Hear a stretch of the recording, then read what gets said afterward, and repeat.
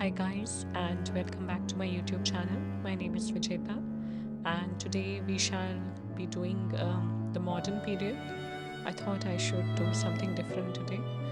So, modern period is a period that has been very interesting and exciting. The Roaring Twenties, F. Scott Fitzgerald, and if you have seen Midnight in Paris, the modern period is like that. It comprises of all those wonderful and dynamic writers, the one that were directly influenced by World War One and World War Two, and their life was very different from the Victorian ones. There was a shift in their lives.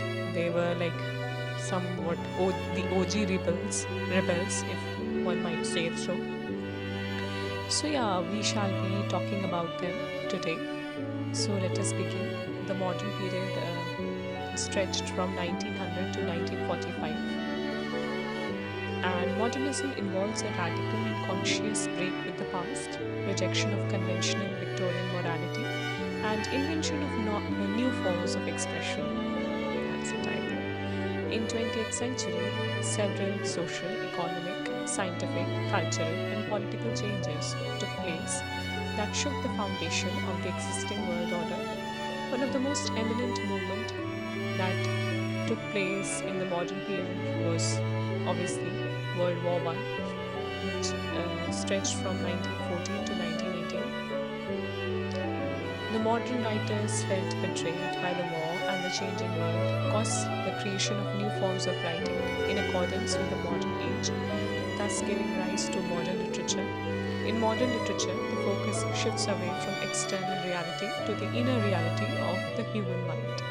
People were becoming more and more conscious about their mind, about their thinking. They were going more in the inside. Like if you read a lot of Victorian novels, even Georgette Heye's novels, which are set in the Victorian period, however, she is a modern period writer. I mean, she lived in the modern period. She also describes dresses, the outside world, the sceneries in rich details. But if you read modernist novels like Mrs. Dalloway, Virginia Woolf's novels like To the Lighthouse, even Fitzgerald's The Great Gatsby, Kurt Vonnegut, Slaughterhouse-Five, and even postmodern writers like Margaret Atwood, they all have this going inside of your mind, going inside in the inner world of your life and in your body, in your mind. So that is a shift, possibly a shift from the Victorian style and the Victorian thinking. So yeah, modernist poetry is characterized by free verse, the use of colloquial diction and prosaic words. And I think going inside also pertains to the fact that people were becoming more isolated. They had more time to think about themselves rather than indulging in gossip about others. Maybe the war, industrialization, rising capitalism, everything started making them more nuclear, and society gatherings and parties, balls, card parties, they become less and less frequent, which gave rise to another kind of consciousness among people, which is the reason why it is reflected in the novels of the modernist period. And by the end of the 10th century, the pre-industrial economy life and the way of life had almost disappeared. The new poetry is the poetry of revolt, resulting from the impact of science, which can be seen both in the form and content of poetry. Avant-garde is considered to be the hallmark of modern literature. Abbey Theatre was founded in Dublin, 1904, by W.B. Yeats and Lady Gregory. The Celtic Revival, which is called. The Russian Revolution, meanwhile, took place in 1917. The civil disobedience movement in India took place in 1922. Spanish Civil War during 1936 to 39 took place between the Republicans and the Nationalists. World War I, 1914 to 1918, World War II, 1939 to 1945, monarchies of modern age England, the Edwardian era, which stretched from King Edward VII, 22nd January 1901 to 10th May 1910. That's the Edwardian era. King Edward VIII, he was in reign for only 11 months. He caused a constitutional crisis by actually proposing marriage to an American socialite, Wallis Simpson, who had divorced her first husband, and she was seeking divorce from the second. So it was quite a scandal. And he was abdicated because he chose not to end his relationship with Wallis Simpson, and which is single-handedly the reason why we had Queen Elizabeth II as our as England's monarch, because after King Edward VIII was abdicated, his brother was chosen to be the king, and consequently his daughter became the queen when he died. And yeah, he was succeeded by his younger brother Albert, who chose the regal name George VI. With a reign of 326 days, Edward VIII was one of the shortest monarchists in British and Commonwealth history. So yeah, that is something very interesting tidbit. And now we come to a very important term that came to being in the modernist period, which is absurdism, which is a philosophical attitude, and it has been pervading in much of modern literature. People were shifting from the Victorian propriety to more of an absurd temperament, because they were rebelling.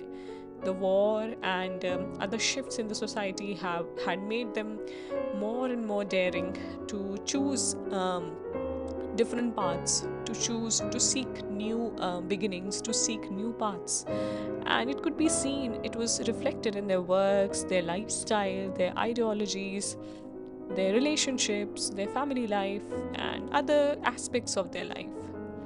George VI was succeeded by Elizabeth I. She died in 2020. I think she died in 2023, and and from 1952, she is the longest reigning monarch. So yeah, that is something. Now we come to some of the eminent and prominent writers of that period. Rudyard Kipling. I think in India he is very well known for his Jungle Book. His timeline is from 1865 to 1936. He was an English novelist, poet, and short story writer. Rudyard Kipling was the first British writer to receive the Nobel Prize in Literature in 1907. Kipling was born in Bombay, but he was educated in London. In 1882, he returned back to India and started working as a journalist. He was assistant editor at a local newspaper, the Civil and Military Gazette, Lahore. His career began with departmental ditties. Later, he became famous for his short story collection, Plain Tales from the Hills, 1888, and Soldiers 3, 1888. Even Ruskin Bond talks about his works, because there's one thing that is common between the two, which is the hills, and obviously Ruskin Bond is from England, so he has that perspective as well. He brings that Anglo-Indian perspective as well. Now, Rudyard again returned to England in 1889 and instantly achieved recognition with the publication of Barrack Room Ballets in 1892. George Orwell called him the prophet of British imperialism, or poet for imperialism. He was also the assistant editor of the local newspaper in Allahabad, The Pioneer. And he published 6 collections of short stories: Soldiers 3, The Story of Gatsby's, in black and white, Under the Deodars, The Phantom Rickshaw, and Other Eerie Tales, Wee Willie Winkle, and totally he wrote 41 stories. He collaborated with Walcott Pallister, his wife's sister, in The Naulakha, a romance, in 1892. He wrote The Jungle Book in 1894, which is a collection of fables with animal characters which became popular among children. even in India, we have the TV adaptation. Sorry. So, yeah, a lot of adaptations, but we are especially nostalgic for the 90s Doordarshan adaptation. So, that is something. Even the title song, Jungle Jungle Baat Chali Hai, it's very prominent among the 90s kids. People still remember that song. And yeah, Kipling was the one who kind of initiated that work, which brought us this adaptation and brought this adaptation to life. Anyways, the poem The King's Pilgrimage 1922 was very famous as well. Jawaharlal Nehru always described his favorite book to be Kipling's Kim. He declined knightship and poet laureateship. Kipling is also called Poet of Empire. The house in which Kipling lived was named Naulakha after his work. Kipling's poem Shiva and the Grasshopper is an English version of an Indian lullaby. Kipling wrote the poem Fuzzy Wuzzy in Cockney dialect. His ballet of the Red Earl offended the flocklings of another country and destroyed foreign relations. The Cockney dialect is more of a non-refined English dialect, mostly spoken in the southern London. And you can hear that Cockney dialect in most of Charles Dickens' works. People of low middle class or lower class, they spoke in a Cockney dialect, Cockney accent. They were not the posh English accent. Even the servants in, Jane Eyre, or if you hear the accent of Betty or Abigail, these servant people, they also spoke in a Cockney accent. The first Nobel Prize was awarded in 1901 to Sully Prudhomme of France. The Nobel Prize also started in 1901. The King's Pilgrimage. It depicts a journey. It's a work, and it depicts a journey which King George made touring the cemeteries and memorials under construction by Imperial War Trade Commission. Plain Tales from the Hills. It is the first collection of short stories containing 40 stories. Here, the hills stand for Shimla.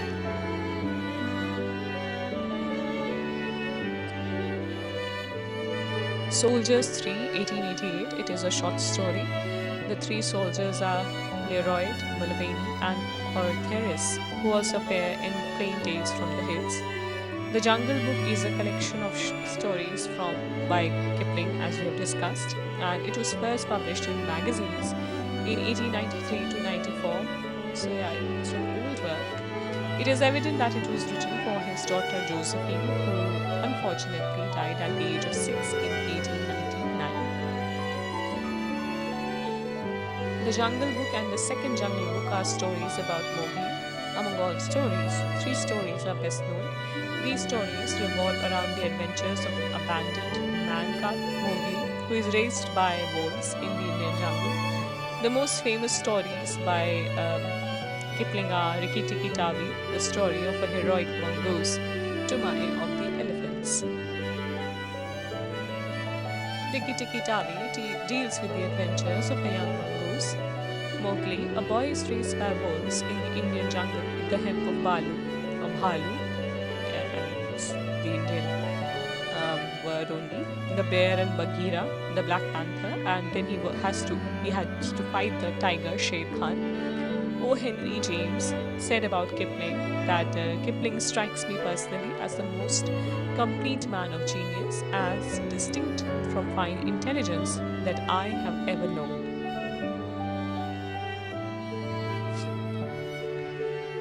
So now we come to this novel, Kim by Rudyard Kipling, written in 1901. However, I think I shall cover this. Although I am a little bit sick today, so I think I will stop here. And we shall continue with more of Rudyard's work in the next lecture, hopefully. Thank you.